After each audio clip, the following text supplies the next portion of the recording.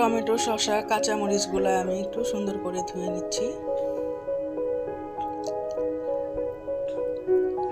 আসসালামু আলাইকুম, কেমন আছেন সবাই? আশা করি ভালোই আছেন। আমিও আল্লাহর রহমতে ভালো আছি, সুস্থ আছি। পেঁয়াজগুলো ভালো করে ধুয়ে নিচ্ছি, মটরশুঁটি ধুয়ে নিচ্ছি।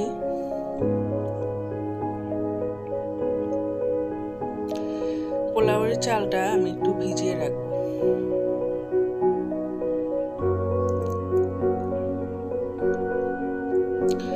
গরুর মাংসটা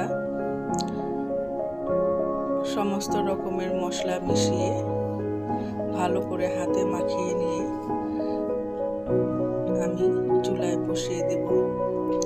এর মধ্যে দিলাম আমি পেঁয়াজ, আদা, বিরিয়ানির মশলা, ধনিয়া, রাঁধুনির গুঁড়া, দারচিনি, এলাচি, তেজপাতা, বাদাম বাটা।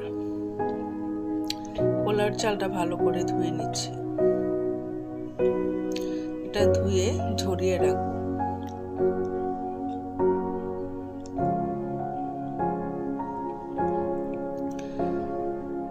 মাংসটা আমার কষানো হয়ে এসেছে। দিয়ে দিলাম টক দই। এর মধ্যে জিরার গুঁড়া দেব না, জিরার গুঁড়াটা বাদ যাবে। সামান্য একটু মরিচের গুঁড়া দিয়ে নিছি, আবার হলুদের গুঁড়া যাবে না। এটা খুব সিম্পল একটা রেসিপি, খুব একটা ঝামেলা নাই। পোলাওয়ের চালটা ভালো করে ভেজে নিচ্ছি। আমি আগেও বলেছি যে আমার লাইনের গ্যাসের প্রেশার খুব কম, এর জন্য এলপি গ্যাসে আমি পোলাওটা কষিয়ে নিলাম। মাংসটা হয়ে এসেছে, এর মধ্যে আমি সেদ্ধ করে আলু দিয়ে দিব। বাদাম বাটা আমি এখন দিলাম। অফলাইনে আমি গরুর মাংসে একটু ঘি দিয়ে নিয়েছি। মটরশুঁটি দিলাম, কাঁচামরিচ দিলাম,